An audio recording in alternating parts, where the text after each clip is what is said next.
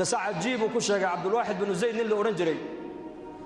صالح وعابد ريمك أيوها هبين هذا كميدا صدق أدو عيسان يو الله بريء أيو إله يو وحور إله يو قبلها مؤمناتك إذ أنا جمارك تاني أدوية على آخرة جنة يقول تلقى شيء حد يأدونك جوجان إله يتصبوا لي هو سيحدي مركو دو عيستي بس كسيحدي منام بالغويري قبل ميمونة السوداء الليلة عراق كنول مقالة كوفة كنول ميغا كوفة كنول أيا كمدا قبلها مؤمنات كجنة اللي قورين دونو مكو كدقاقي عراق بو تغي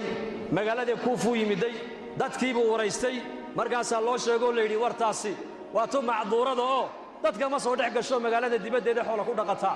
waa iyada waxa rabay ii tilmaama halka maro u tag baa lagu yiri wuxuu yimid iyadoo ari badan dhex joogta arigeegii iyo waraabuhuna isla daaqayaan isla cunayaan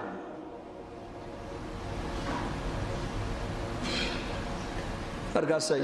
jubbad suufa ayay markaa huwanta salaad bay tukataa 800 maanu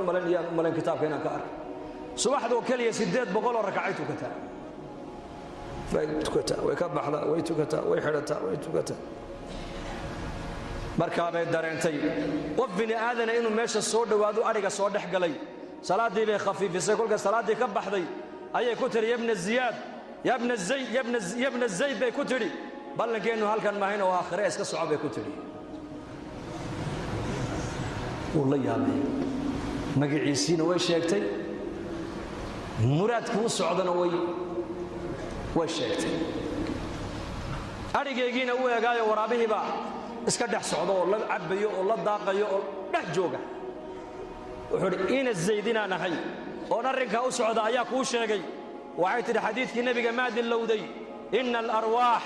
junudun mujannada fama ta'arafa minha i'talafa wama tanakara minha ikhtalafa xadiiskii nabi maxamed uu yiri arwaahda bini aadamku وأسكر إلهي واسكو حرم ويان عالم الأرواح بان ودا جوغيني لبدي روحي هلك سرا اسكو تقاني أدونكنا واسقرنا واسقرنا واسفهمي حدي هلك اسكو صوت ديدينا أدويدنا واسديدي أرواح لنا استقاني السلامة بكتري بل لقيننا وآخره